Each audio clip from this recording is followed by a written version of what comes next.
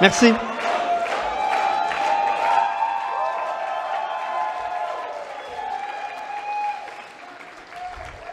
Alors, vous remarquerez que le thème musical, on est encore allé puiser dans notre passé, nos racines, une chanson qui avait été créée pour faire la promotion de l'indépendance il y a plusieurs décennies de cela. De la même manière qu'on avait ramené Jerry Boulet, est toujours vivant.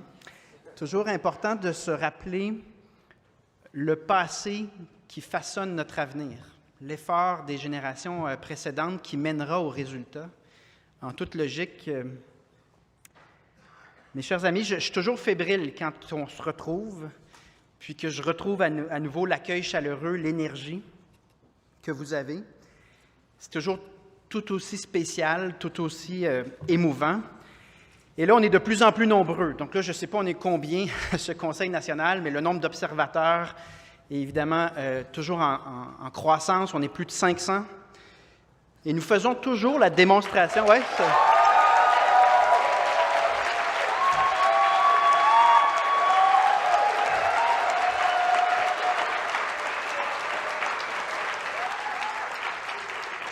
D'ailleurs, il y a un congrès qui s'en vient. Hein? On a hâte. À chaque fois, on démontre la même chose, qu'on travaille avec vigueur, avec enthousiasme, mais par notre travail aussi, on confirme quelque chose qui est de plus en plus clair. Le Parti québécois est bel et bien la première force politique au Québec.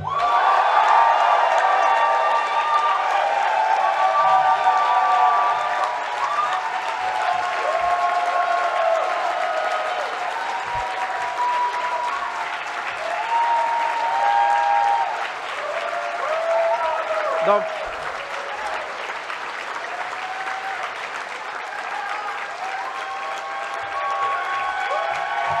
ouais.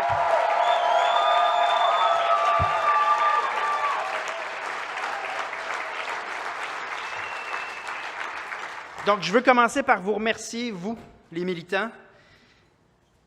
Merci pour ce momentum. Merci de passer la fin de semaine à travailler de manière constructive sur une crise grave, sur une question très fondamentale, celle de l'habitation.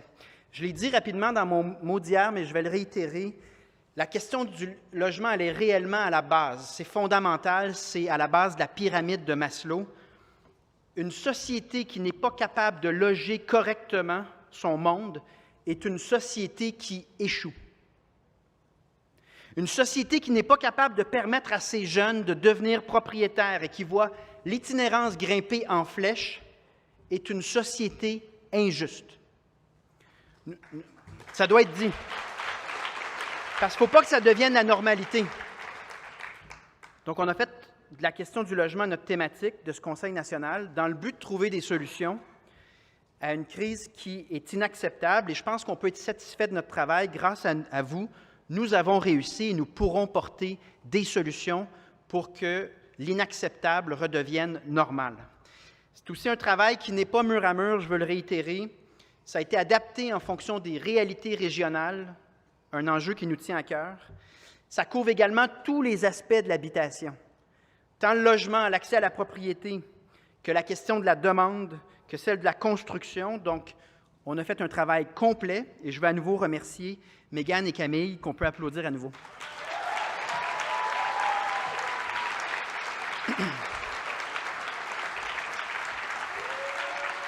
Ouais, il mérite. Ouais.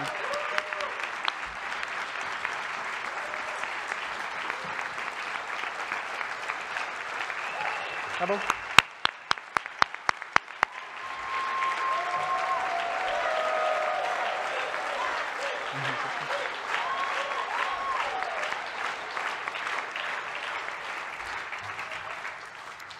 Je veux aussi remercier les 6 députés du Bloc québécois présents aujourd'hui, particulièrement Martin Champoux. Je ne sais pas s'il est toujours parmi nous, mais on est vraiment content du bel accueil qu'on a eu dans sa belle circonscription. Je salue bien sûr mes collègues de l'aile parlementaire, Joël, Pascal Aucarré,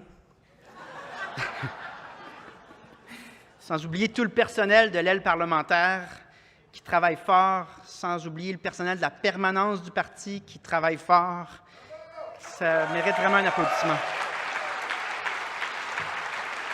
Ça mérite vraiment un applaudissement parce qu'on est un très, très petit groupe, mais on démontre de mois en mois qu'on est vraiment, vraiment déterminé.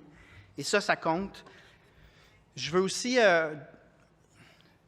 saluer les agriculteurs partout au Québec, parce qu'ils sont des nôtres.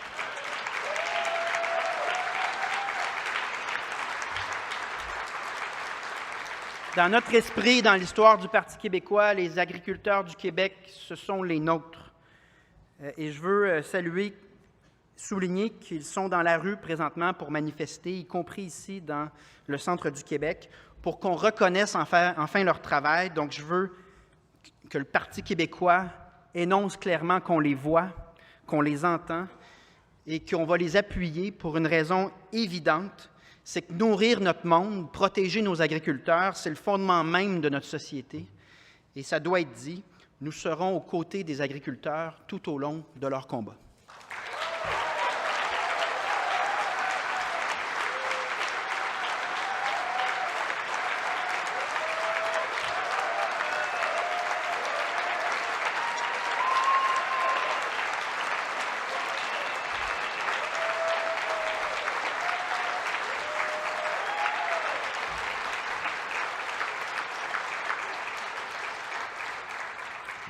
Parenthèse, c'est toujours un plaisir de constater la profondeur des racines de notre parti. Hier, on parlait d'économie sociale, puis rappelez-vous, dans l'histoire du parti, comment le Parti québécois a ouvert la voie à l'économie sociale. On parle d'agriculture. Évidemment que quand je prononce ces paroles-là, je pense à Jean Garon. Il y a des racines qui sont en fait un continuum et qu'on est comme fiers de porter toujours au service du bien commun. Ce qui m'amène à vous parler d'un sujet qui va au-delà du plaisir qu'on a à se rassembler puis à bâtir ensemble.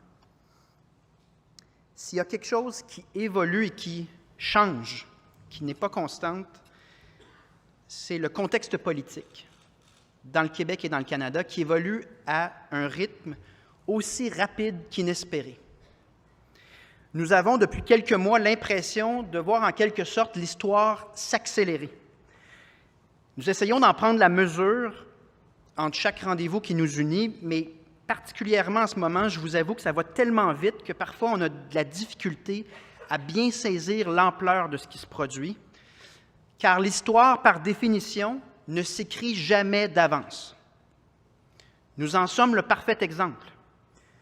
C'est parce que il y a plein de gens ici qui ont refusé de se mettre à la remorque de l'histoire que nous en sommes là, que nous sommes forts.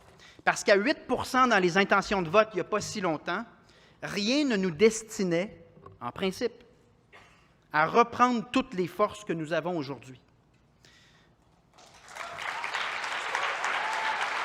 C'est parce que nous avons tenté à tous les jours de changer le cours de l'histoire que nous y sommes arrivés. Donc, s'il y a une certitude qui existe face à l'histoire, c'est qu'on n'y échappe jamais. Durant les 25 dernières années, pourtant, nous avons peut-être tenté, on a l'impression à tout le moins, qu'on a tenté d'échapper à notre destin collectif. Peut-être pour ne pas rouvrir des blessures, peut-être en raison d'une forme de fatigue, mais tôt ou tard, l'histoire allait nous rattraper. C'est ce qu'elle est en train de faire en ce moment. On peut même dire que l'histoire est en train de nous frapper de plein fouet. Car dans les dernières semaines, nous avons été témoins d'événements qui parlent d'une accélération de l'histoire. La plus grande séquence d'empiètement dans les champs de compétences du Québec à jamais avoir été entrepris par un premier ministre du Canada. Un refus catégorique du fédéral de nous transférer les pouvoirs en immigration, alors que le fédéral abuse de ses pouvoirs en immigration, de même qu'aux frontières et dans les aéroports, pour déstabiliser le Québec. Et cette tentative honorable d'un député fédéral d'origine acadienne d'imiter notre démarche au Québec en abolissant le serment au roi à Ottawa, notamment pour rendre justice à des milliers d'Acadiens qui ont été déportés. Tentative qui a été répondue au Parlement canadien par des élus qui chantaient à l'unisson le God Save the King, nous rappelant de façon limpide l'adhésion de ce régime et de leurs élus au colonialisme britannique.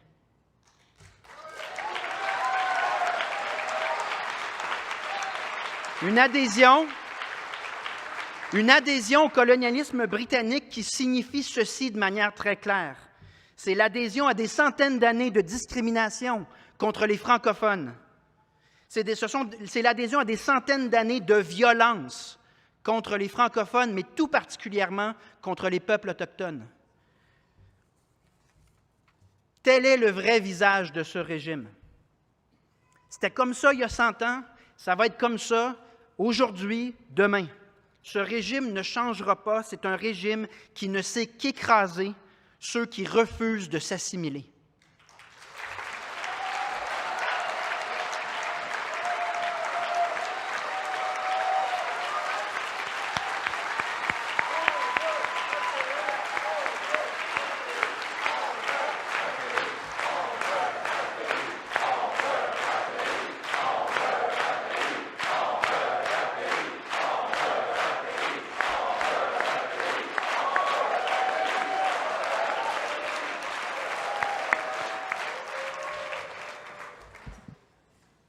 Donc, vous comprenez que lorsque le Parti québécois est questionné sur le plus récent sondage, qui sont de toute façon appelés à monter puis à baisser, là, nous voyons plus loin que le prochain sondage. Nous voyons une certitude, celle que notre moment arrivera plus rapidement que prévu. Donc, non pas dans un avenir idéalisé et lointain, mais d'ici quelques années, assurément d'ici la fin de la décennie, nous vivrons bel et bien un 3e référendum sur l'indépendance du Québec. C'est désormais une certitude.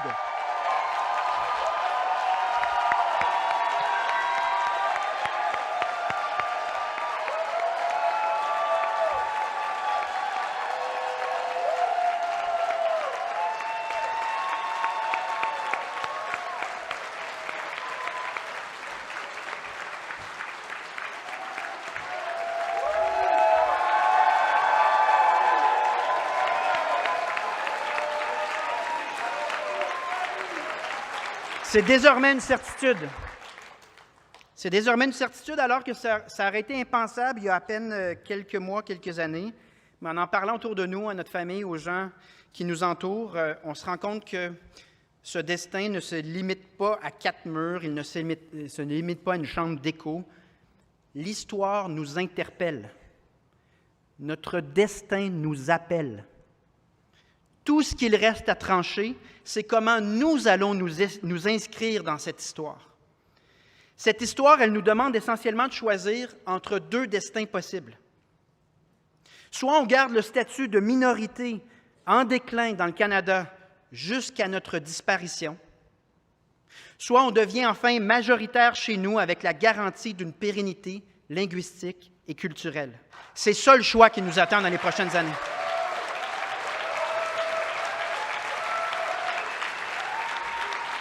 Et seuls les Québécois pourront décider si on accomplit le destin de tout peuple normal qui aspire à la démocratie ou si on accepte un pénible déclin, désormais accéléré, et ce pour de bon. René Lévesque, notre fondateur, avait déjà parlé de ce moment inévitable, qui arriverait tôt ou tard, il l'avait vu. Il avait déclaré ceci. Il est un temps où le courage et l'audace tranquille deviennent pour un peuple, au moment clé de son existence, la seule forme de prudence convenable. S'il n'accepte pas alors le risque calculé des grandes étapes, il peut manquer sa carrière à tout jamais, exactement comme l'homme qui a peur de la vie.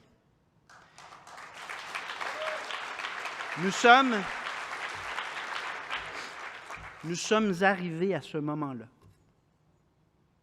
Ce moment dans notre histoire où la seule forme de prudence convenable pour notre peuple, c'est de se donner un pays normal nommé Québec.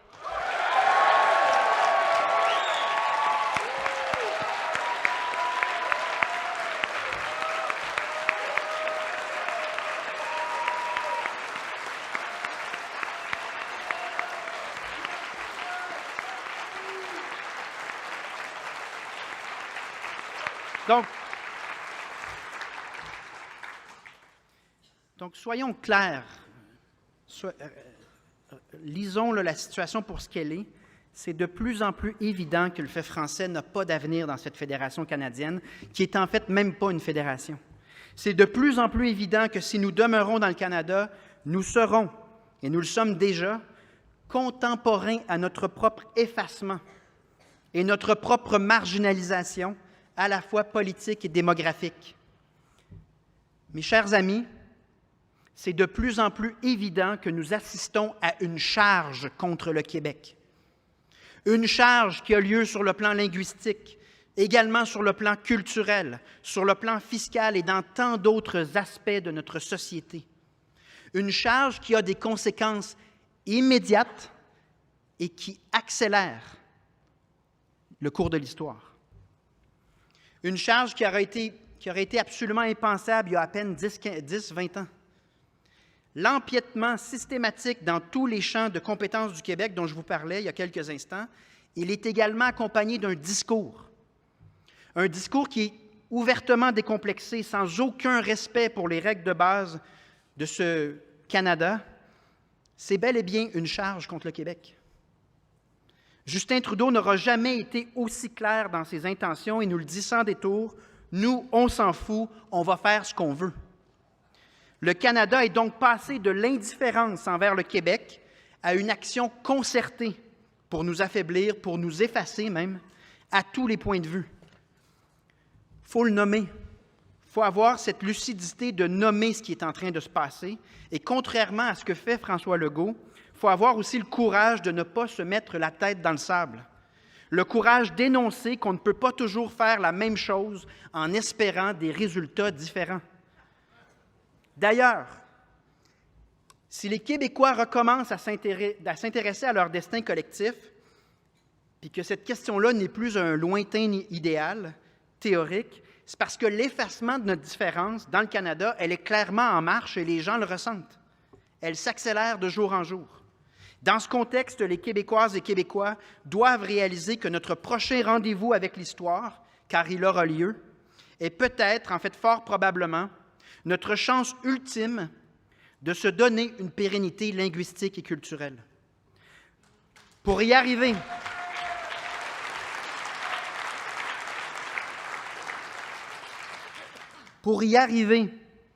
il faudra donc sortir du défaitisme.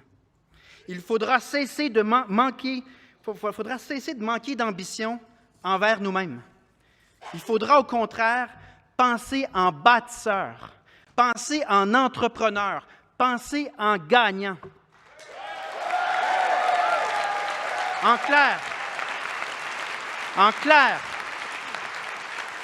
ça veut dire penser en Alphonse et Dorimène Desjardins.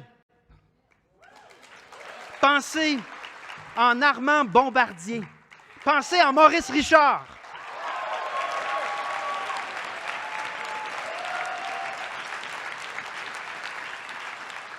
Nous l'avons en nous.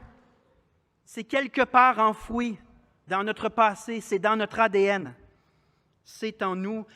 Je pense à mes propres grands-parents, arrière-grands-parents, qui partaient de rien, puis qui avaient cette force, ce courage d'avancer, puis qui ont permis à leurs enfants d'avoir l'instruction qui a bâti le Québec moderne. C'est en nous.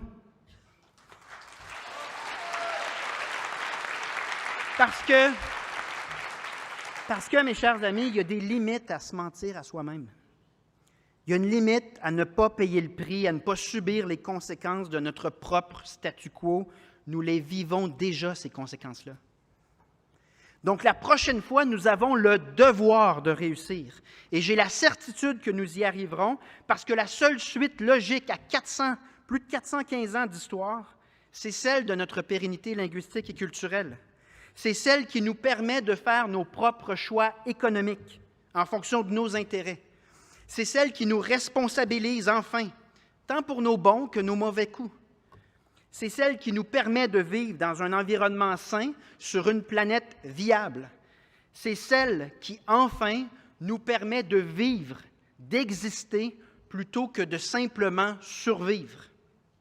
Parce que, comme nous le disait le premier ministre français, Gabriel Attal, Certains pensaient sans doute que le français avait vocation à disparaître sur la carte de l'Amérique du Nord, mais ils ne connaissaient pas les Québécois.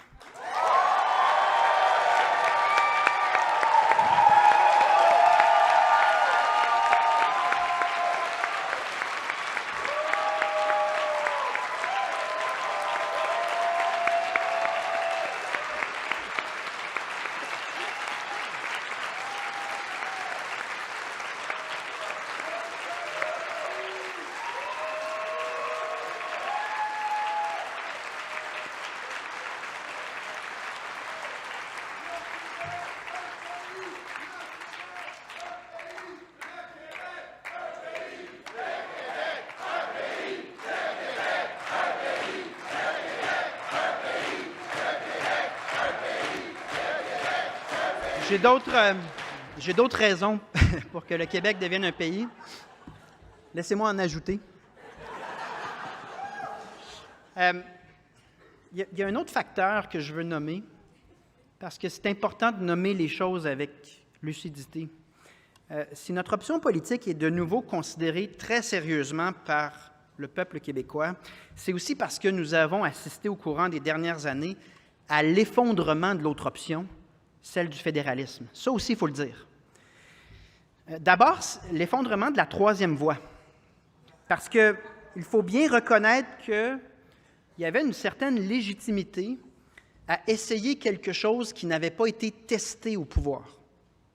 Or, ce qui va arriver après 8 années de la CAQ au pouvoir, ça semble absolument clair, c'est que malgré qu'ils auront, puis là je mets à part toutes les questions d'être brouillon dans les projets, les questions de gouvernance, ça ressort clairement que la CAQ aura été utile à au moins une chose.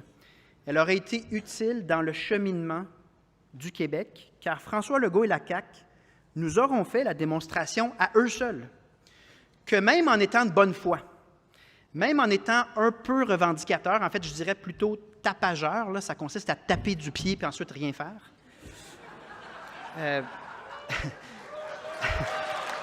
Mais tu sais, ne soyons pas complètement injustes envers eux. Ils ont quand même essayé en disant « Donnez-nous un mandat fort, on va vous démontrer que ça fonctionne », même en étant un peu revendicateur, mais tout en ne mentionnant jamais l'indépendance du Québec.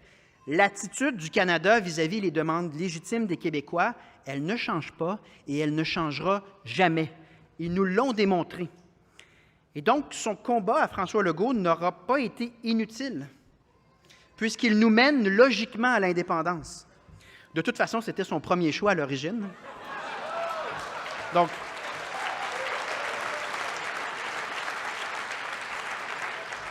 célébrons le fait qu'il y aura contribué à sa manière.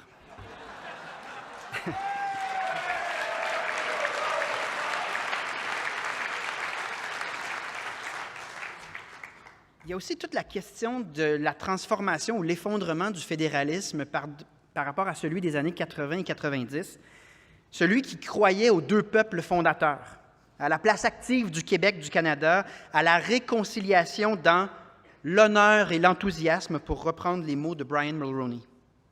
Cette idée du fédéralisme n'existe plus. Elle est introuvable. À cette époque, on pensait qu'on pouvait reconquérir le Canada. On disait les francophones exerceront le pouvoir à Ottawa. Tout ça devient une lubie aujourd'hui pour des raisons de poids politique diminué du Québec dans le Canada. Il y a eu un point de bascule au terme duquel le Québec ne compte plus dans l'équation. Concrètement, ce que ça veut dire, c'est que si Pierre Poilievre ou Justin Trudeau veulent devenir premier ministre du Canada, ils n'ont pas besoin du tout de gagner au Québec pour y arriver. Et ça se traduit dans la dynamique politique entre le Québec et le Canada. Il y a aussi toute cette idée qui s'est effondrée, cette idée de fédéralisme canadien qui s'est effondrée au niveau de l'assurance dans les années 90. Je peux parler de mes parents notamment. Il y avait cette idée qu'on pouvait compter sur le Canada pour nous garantir une certaine qualité de vie, même une certaine forme de sécurité. Et cette idée-là est en train de disparaître également. L'époque où mes propres parents ont voté non, en se disant que le Canada leur offrait des certitudes. Je parle de qualité de vie, mais je parle aussi d'économie. C'était le choix certain sur le plan économique. Il a été remplacé par l'époque actuelle où le fédéral est responsable de notre incapacité à financer ce qui compte vraiment dans nos vies, est responsable de l'asphyxie fiscale vis-à-vis nos services sociaux, la santé, l'éducation. Et en nous plaçant dans cette situation d'asphyxie, bien, on n'a pas le choix que de vouloir rapatrier les 82 milliards qu'on envoie à chaque année à Ottawa pour les dépenser aux endroits qui comptent vraiment pour nous.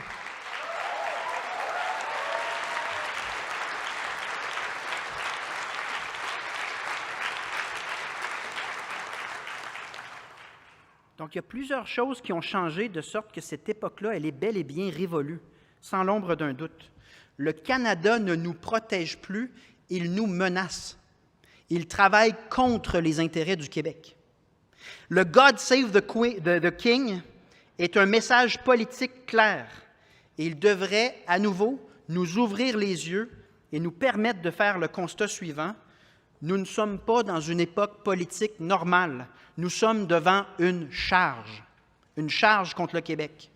C'est l'héritage des générations précédentes qui est en jeu, la valeur du Québec à l'échelle de la diversité linguistique et culturelle de la planète qui est également en jeu. Et dans tout ce paysage politique qui se transforme à vitesse grand V, je pense que mon devoir comme chef d'une formation politique qui porte le nom québécois, c'est de tendre la main et d'envoyer un message de rassemblement à tous les Québécoises et les Québécois. Il faut sortir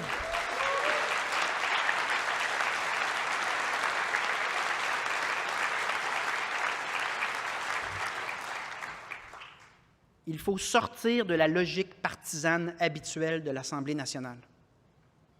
Devant ce qui représente une menace existentielle pour notre peuple, notre objectif doit être de parler à des gens de tous les partis et de tenter de se détacher de certaines dynamiques partisanes. On ne peut pas complètement en sortir, mais il faut se donner cet objectif-là. En d'autres termes, que vous soyez à droite, à gauche, peu importe le désaccord que nous pouvons avoir sur le sujet du jour, il y en a tellement, il faut, par loyauté envers le Québec, s'entendre sur l'essentiel.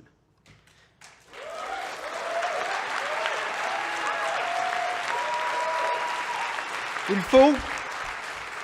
faut s'entendre sur l'essentiel par amour. Par amour de nos ancêtres, de ceux qui ont donné tellement à cette formation, mais ça date depuis les Patriotes. Par amour pour les nombreuses vagues d'immigration dans toute notre histoire qui sont devenus Québécois et Québécoises.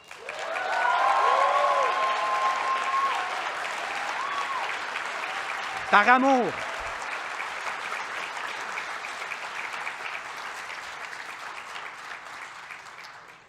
amour pour les prochaines générations qui nous suivront.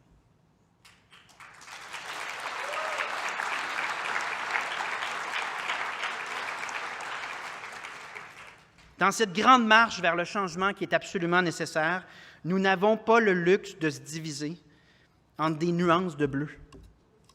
Nous aurons tôt ou tard le devoir de former la plus grande coalition pour le oui que le Québec n'aura jamais connu et le devoir de gagner.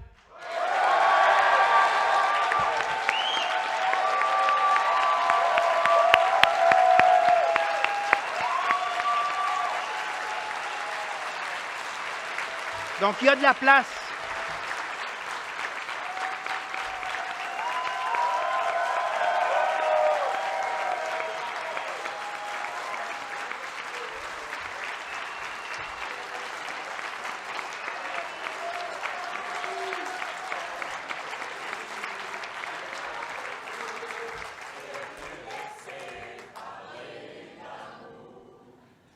On est drôle, on chante souvent comme ça, puis c'est vrai que le chant est rassembleur.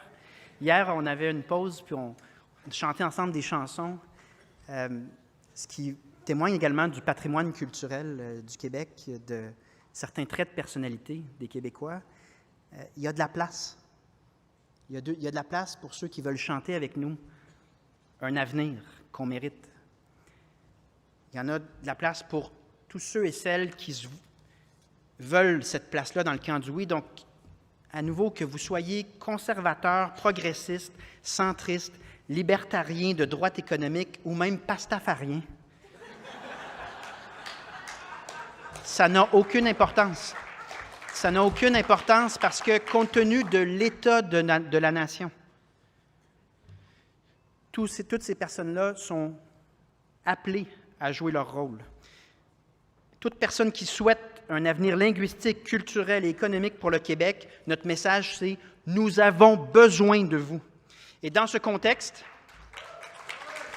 je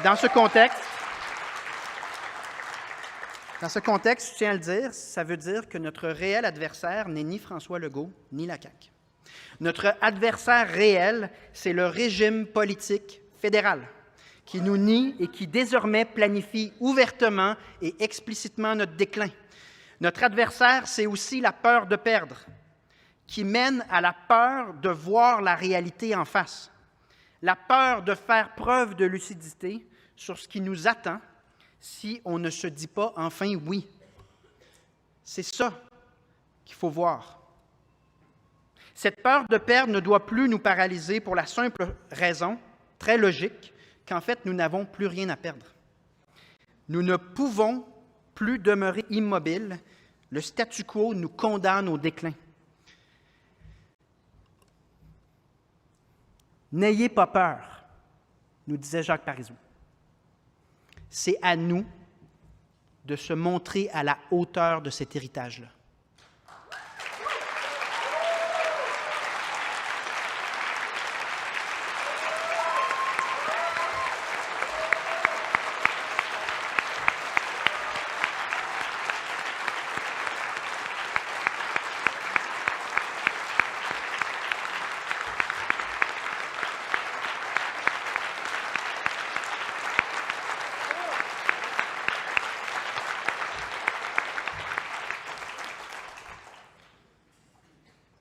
Je sais que c'est un discours très chargé.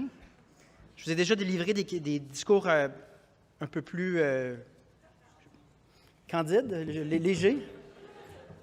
Je suis très conscient que les questions que je touche et les constats que j'ai dressés dans ce discours sont parfois exigeants, parfois difficiles. Mais c'est parce que je veux que notre lucidité, notre capacité de travailler ensemble avec pragmatisme nous servent de moteur, nous servent d'espoir pour la suite des choses, car c'est cette même lucidité qui doit également nous permettre de voir le beau grand chemin qui est devant nous. Car jamais en 30 ans, en tout cas depuis que je suis en âge de suivre ça, jamais les raisons fondamentales pour réaliser l'indépendance n'auront été aussi claires, aussi évidentes, aussi limpides qu'aujourd'hui. Jamais dans les dernières années, nous aurions pensé qu'une fenêtre historique aussi grande, aussi béante, s'ouvrirait devant nous, jamais non plus avec une telle rapidité. Donc, c'est à nous de jouer. Avec l'enthousiasme, l'esprit d'aventure, toute l'énergie que je vous connais, puis c'est ça qui nous a permis de bâtir ce qu'on est en train de bâtir. Le chemin est là. Le rendez-vous, il est là. Il arrive vite, et c'est tant mieux. Nous allons saisir cette opportunité et montrer au monde entier que non seulement nous sommes capables de faire l'histoire, mais que cette place dans l'histoire, elle va absolument de soi. Nous méritons de démontrer tout ce que le Québec peut accomplir lorsqu'il refuse de céder à la fatalité. Nous méritons de démontrer que la langue française a encore de beaux jours de ce côté de l'Atlantique. Nous y arriverons. Merci beaucoup.